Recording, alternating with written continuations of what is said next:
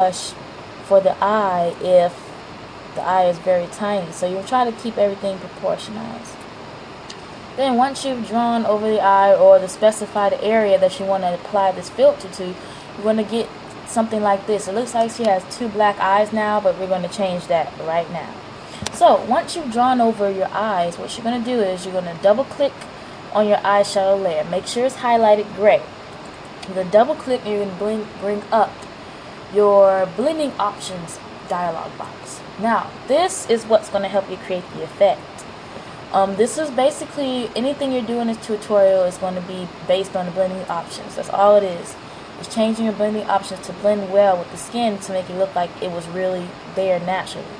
So the first thing you're going to do is you're going to change your blend mode to color. It's going to turn it to a grayish tone, but unless you like it like that, you can keep it like that. The next thing you're going to do is you're going to click on check the color overlay box. It's going to turn it to red because that's the default color that Photoshop uses when you use this filter. So the next thing you're going to do is you're going to click on your blend mode in the color overlay box and you're going to click on soft light. Soft light makes everything look very nice and it blends really well. So that's what I use for most of my blending, to make everything look natural. Next thing you're going to do is, of course, you're going to change the color, unless you want it to be red, or if you're going for like a red shadow look, then just keep it red.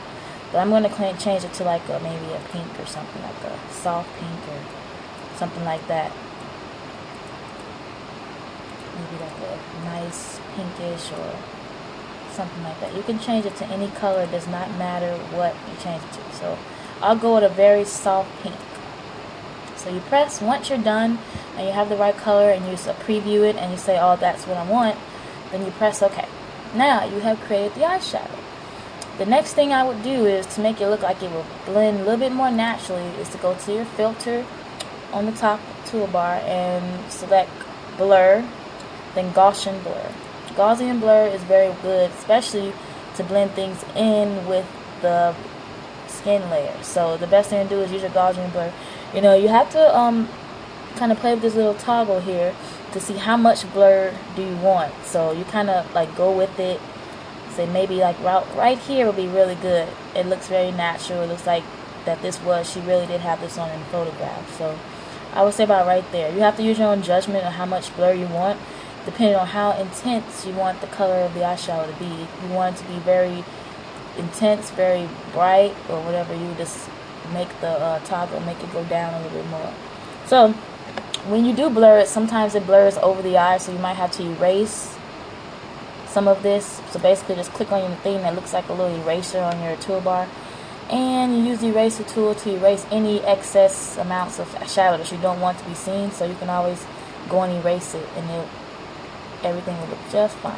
So now that we've created the eyeshadow, next thing you want to do, if you want to change the eye color, basically it's the same technique. So to make it look more better and more a little natural, we're going to put a new layer, which is Control-Shift-N, and we're going to put the eyes below the eyeshadow layer. So it will look like as if the shadow was appearing over the eye.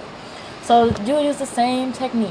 You would just brush on a black color over the eyes, same technique, and you do the other eye.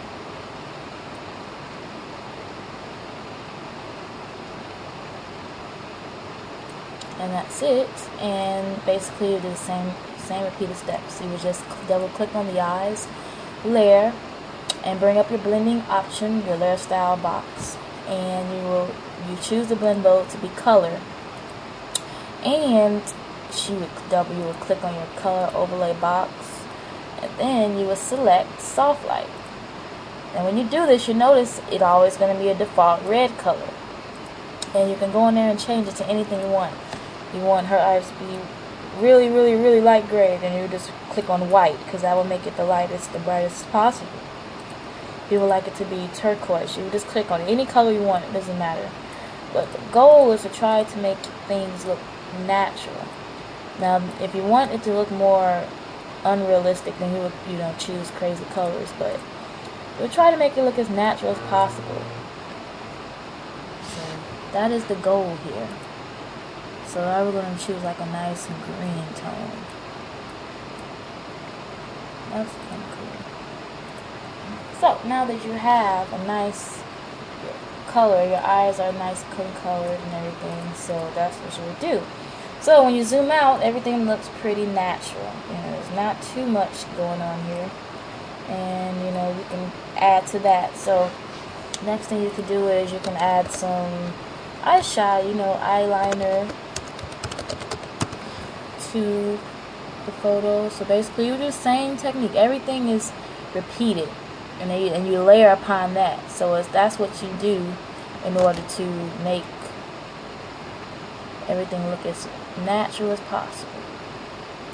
Basically, it's the same techniques as far as anything changing the color of anything on the skin. So